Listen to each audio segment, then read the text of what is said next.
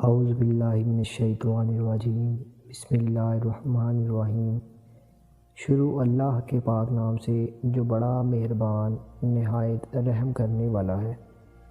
پیارے عظیم دوستو، السلام علیکم۔ آج ہم آپ کو بتائیں گے کہ کوئی شخص کسی بھی مشکل میں کیوں نہ ہو، اللہ پاک کے ہاں وہ دعا کرے تو اس کی دعا ضرور قبول ہوگی اور وہ پریشانیوں سے نجات پائے گا۔ کہا جاتا ہے کہ مشکل وقت میں ہمیشہ دعا کیا کریں، کیونکہ جہاں انسان کا حوصلہ ختم ہوتا ہے وہیں سے خدائے بندی کی رحمت شروع ہوتی ہے۔ اللہ تعالیٰ نے اپنے بندوں کو بہت سی نعمتوں سے نوازا ہے۔ اللہ پاک نے اپنے حبیب حضرت محمد مصطفیٰ صلی اللہ علیہ وسلم کو دنیا اور آخرت کی ہر تعلیم سے نواز کر بھیجا ہے۔ پیارے نبی حضرت محمد مصطفیٰ صلی اللہ علیہ وسلم نے آج سے 1400 سال پہلے ہی ہر مشکل کا حل بتا دیا تھا۔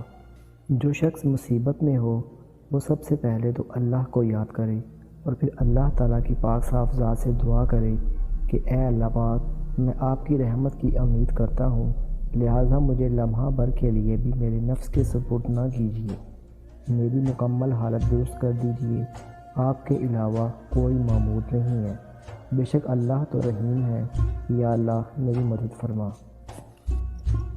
ایک روایت کے مطابق ہے کہ ہر مشکل کا نجات اور غم ہو، پریشانی ہو یا صدمہ ہو، اس وقت میں بھی جب آپ کی کوئی نہ سن رہا ہو اور اللہ کے ہاں آپ کی دعا قبول نہ ہو رہی ہو، یہ جو آپ کے سامنے اسکرین پر ایک دعا شو ہو رہی ہے، آپ اس کا ورد کریں، انشاءاللہ تعالی اللہ پاک آپ کی دعا ضرور قبول فرمائے گا۔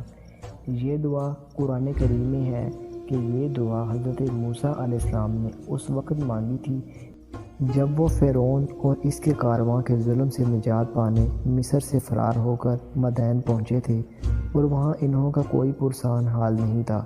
اللہ تعالیٰ نے اس دعا کی برکت سے ان کی ملاقات حضرت شعیب علیہ السلام سے کروائی تھی اور انہوں کی خوشگوار زندگی کا آغاز ہوا تھا۔ انشاءاللہ تعالیٰ آپ اس دعا کو ضرور پڑھیں، انشاءاللہ آپ کی زندگی سے غم اور نجات کا سکون ہو جائے گا۔ اگر تم اللہ تعالیٰ کی ذات سے سچے دل سے دعا کرو گے تو وہ پاک ذات تمہاری دعا ضرور قبول کرے گی۔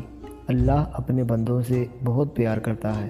اگر آپ کی دعا پھر بھی اللہ کے دربار میں قبول نہیں ہو رہی، یعنی آپ کسی ایسی پریشانی میں مبتلا ہیں اور کوئی بھی صورتحال نظر نہیں آ رہی، تو آپ پریشان مت ہوں، اللہ تعالیٰ کے دربار میں ہر چیز کا حل ہے۔ انشاءاللہ آپ کی تمام پریشانیوں سے نجات ہو جائے گی۔ سب سے پہلے آپ نے 3 بار درود شریف، 1 بار سورۃ فاتحہ اور 3 بار سورۃ اخلاص پڑھ کر دعا کرنی ہے۔ یہ عمل آپ دن میں کسی بھی وقت کر سکتی ہیں۔ اگر ایک بار پھر آپ کو بتاتا چلوں کہ سب سے پہلے آپ نے 3 بار درود شریف پڑھنی ہے، 1 بار سورۃ فاتحہ پڑھنی ہے اور 3 بار سورۃ اخلاص پڑھنی ہے اور اللہ کے ہاں دعا کرنی ہے۔ رسول اللہ صلی اللہ علیہ وسلم نے فرمایا، جب کوئی بندہ اپنے دونوں ہاتھ اس کے سامنے پھیلاتا ہے تو اللہ تعالیٰ کو اپنے بندے کا خالی ہاتھ لوٹانے میں شرم آتی ہے۔ پیارے بھائیوں، کیوں دیر کر رہے ہو؟ جب اللہ کے نبی آپ کی گارنٹی دے رہے ہیں تو پھر شرماتے کیوں ہو؟ تم مانگتے مانگتے تھک جاؤ گے مگر اللہ تعالیٰ کے خزانوں میں ذرا بھی کمی نہیں آئے گی۔ بے شک اللہ تعالیٰ حیادار اور سخی ہے۔ ایک روایت کے مطابق کہ ایک عرب دیہاتی روضہ رسول صلی اللہ علیہ وسلم پر حاضر ہو کر رب سے دعا کرتا ہے۔